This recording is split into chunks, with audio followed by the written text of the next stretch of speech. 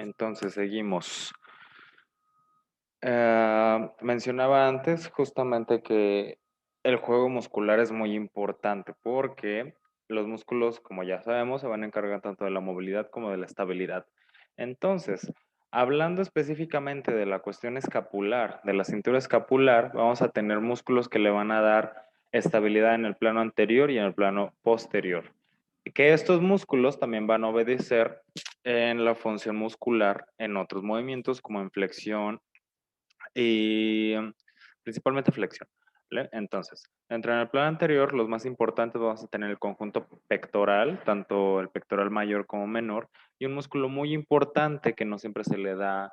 el papel que se le debería dar, que es el serratus anterior, que es este músculo en abanico que va a ir de la escápula hacia las costillas. Este músculo es el que va a permitir justamente que la escápula se pliegue hacia el tórax. Y ese músculo es el que va a permitir que la escápula se mantenga en su posición y no haga movimientos accesorios cuando no se solicita. ¿Vale? En tanto en el plano posterior, pues básicamente todos los músculos que están en la parte cervical y en la parte media de la espalda van a tener la función de retraer la escápula y, y darle su estabilidad en el plano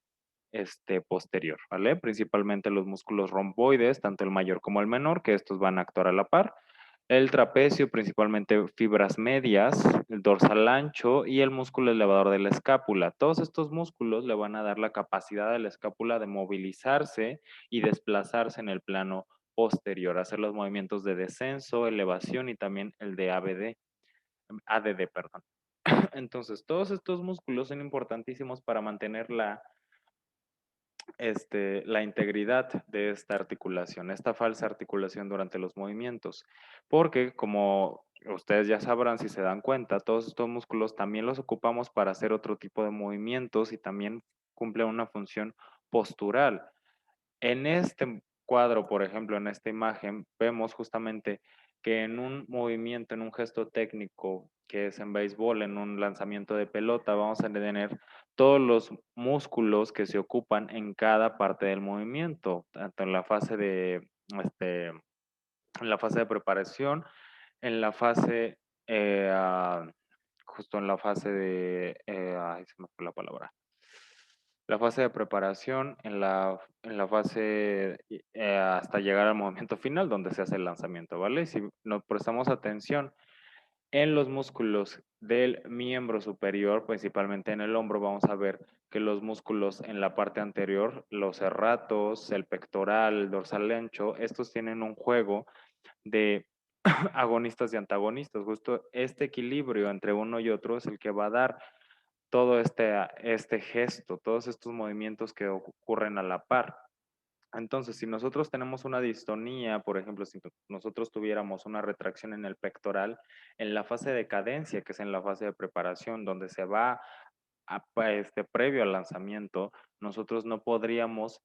mantener, no podríamos acumular tanta tensión y en la parte final, donde se hace el lanzamiento, tendríamos mucha menos fuerza, porque en la fase de preparación no tendríamos tanto almacenamiento justamente porque el pectoral no tiene la capacidad de estirarse más allá de ese rango de movimiento, ¿vale? Entonces, justamente es así en un ejemplo, a grosso modo, cómo funciona todo el juego biomecánico muscular y cómo es que nosotros, sabiendo qué musculatura se ocupa en cada movimiento, podemos potenciar esa actividad, ya sea potenciando el agonista o el antagonista o inclusive los estabilizadores, por ejemplo, aquí, en este mismo movimiento. Si nosotros nos enfocamos puramente en los músculos del miembro superior, específicamente en el hombro, pero no tenemos también este entrenamiento, no visualizamos la acción de los músculos del tronco y del miembro inferior, entonces todas estas fases de cadencia, de aceleración y de desaceleración no se van a dar tan óptimamente debido a que no se tienen acumulaciones de fuerza ni se, o sea, ni se tiene la estabilización en otros segmentos que se necesitan para justamente todas estas fases de acumulación energética se concentran donde nosotros las queremos. ¿Ok? Y en este otro ejemplo, estábamos viendo la cuestión de la movilidad y cómo es que nosotros llegando a ciertos rangos articulares ya empezamos a compensar las articulaciones de la columna. Entonces, en esta imagen del nadador,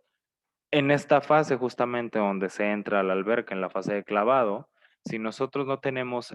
buena elasticidad en toda la parte de extensores de hombro, principalmente en dorsal ancho, fibras anteriores de deltoides, pectoral, se va a ver muy limitado este movimiento y vamos a tener una compensación muy pronunciada a nivel de la curvatura lumbar. Esto lo que va a hacer es limitarnos en la diagonal y va a limitarnos pues propiamente la cuestión en la entrada a la alberca y vamos a perder energía y tiempo para empezar